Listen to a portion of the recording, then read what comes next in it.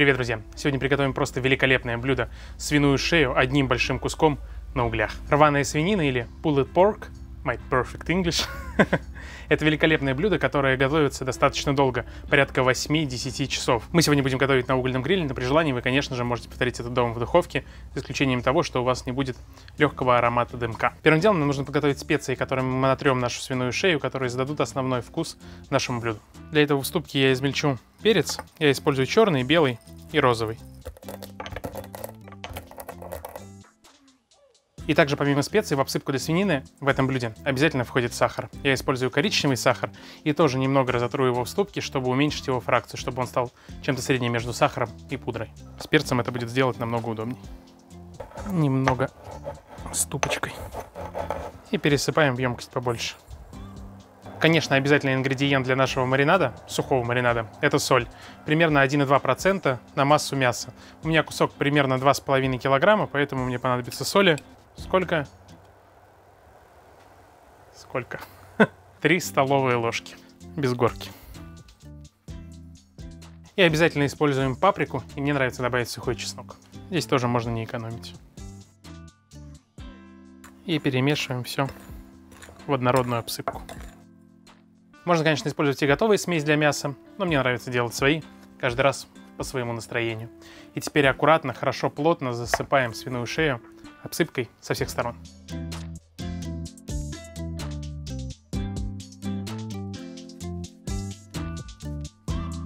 Вот так, чтобы специи покрывали наше мясо со всех сторон ровным однородным слоем.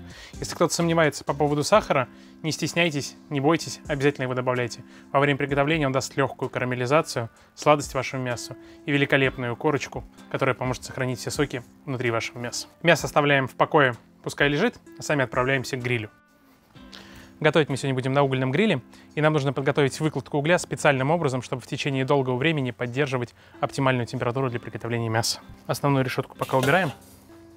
И для того, чтобы длительное время поддерживать температуру в районе 120-130 градусов, мы сегодня воспользуемся способом, который называется змейка. Сейчас покажу, как он делается. Мне понадобятся перчатки, чтобы не испачкать руки. И брикетированный уголь. И мы начинаем выкладывать уголь плотными рядами по краю гриля. Наша задача таким образом покрыть 3/4 от объема гриля. По стенке, разумеется. Чем плотнее у вас будут уложены угли, тем дольше они будут разгораться и тем стабильнее будут держать жар. Центр я оставил свободным именно для того, что туда нам понадобится установить лоток, в который мы нальем воду, который поможет нашему мясу не пересохнуть. Но для того, чтобы разжечь уголь, нам нужен начальный запал, поэтому в стартере разжигаем буквально 5-6 кусочков угля.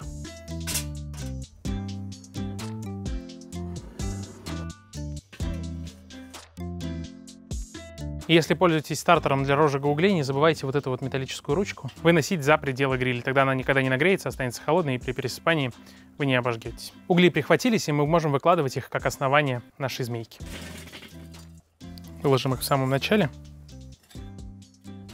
И в центр установим лоток, в который нальем холодную воду.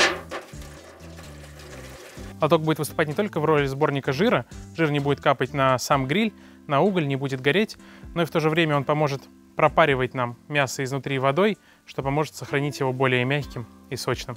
И устанавливаем основную решетку. Чуть не забыл, мы же хотели подкоптить наше мясо, поэтому будем использовать чепу.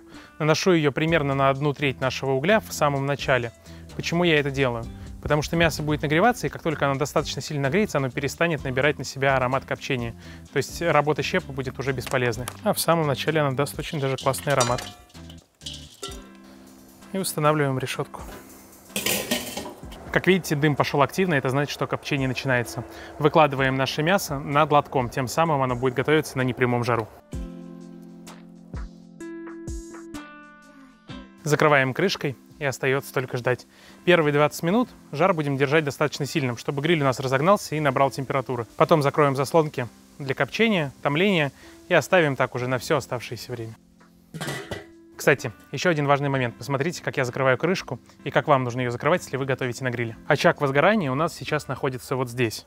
Поэтому, когда я закрываю крышку, заслонки у нас находятся с противоположной стороны. Тем самым под крышкой создается тяга и прогревается все расстояние внутри гриля. По мере прогорания угля периодически крышку мы будем поворачивать, чтобы тяга также находилась напротив очага возгорания. Ну а мы дождемся, когда температура наберется в районе 120-130 градусов, и закроем заслонки. Температура в гриле поднялась до 140 градусов, а это значит, что мы сейчас можем закрыть заслонки на томление и держать температуру 130-120 градусов на протяжении всего времени приготовления. При этом время временем, а температура внутри мяса должна достигнуть 87 градусов, ну, может быть 90. Верхние заслонки прикрываю наполовину и нижнюю тоже наполовину. Сейчас температура опустится и будет стабильно держаться на нужном нам уровне. А нам остается только ждать. Друзья мои, мясо томилось практически 11 часов. Столько времени держался жар от углей, которые мы выложили. Мы уже готовы к тому, чтобы начать собирать вкуснейшие тортильи с нашей рваной свининой. Но пойдемте посмотрим, как она выглядит. Я, конечно, подглядывал, но и вам показать хочется. Вы посмотрите на эту красоту. Это что за прекрасная вещь. Видите, угли по кругу прогорели. Вот осталось буквально 3 кубика. Они уже чуть-чуть совсем тлеют, совсем мало температуры дают. И мы можем перекладывать мясо.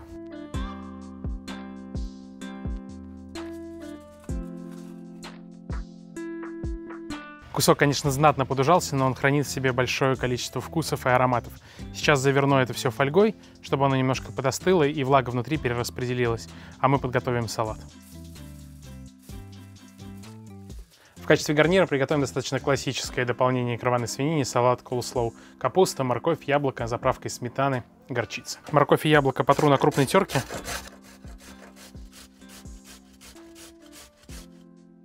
Яблоки старайтесь выбирать кислые, зеленые, так намного вкуснее. А капусту меленько пошинкую.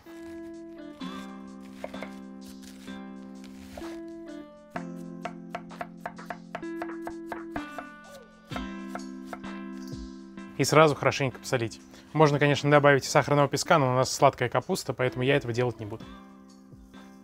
Посолили и немного помять. Великолепно, ярко и сочно. Добавим туда 2 хорошие столовые ложки жирной сметаны, я беру 25%, и чайную или 2 чайные ложки зернистой горчицы. И обязательно горчицу.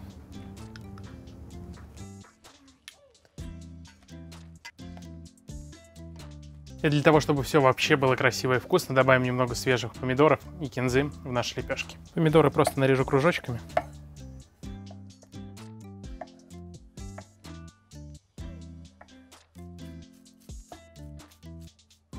Тортильи можно буквально на 2 минутки закинуть в остывающий гриль, чтобы они немножко подогрелись и стали более мягкими и податливыми.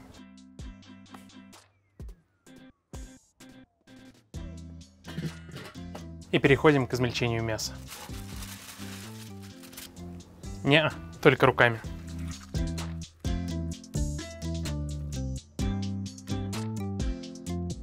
Вы только посмотрите, какое нежное и как распадается по волокнам.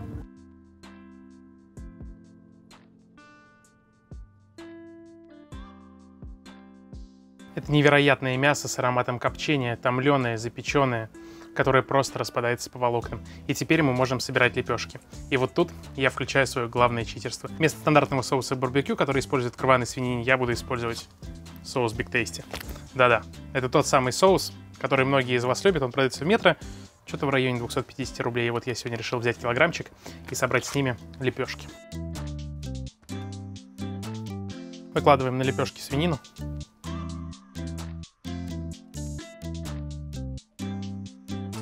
И сдабриваем соусом. Раскладываем салат и овощи.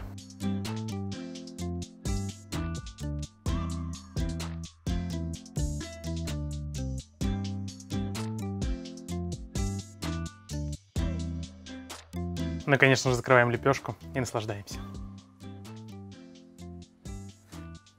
Это стоило того, чтобы подождать такое длительное время. Спасибо за вашу поддержку, за ваши лайки, комментарии и за то, что делитесь нашими рецептами со своими друзьями.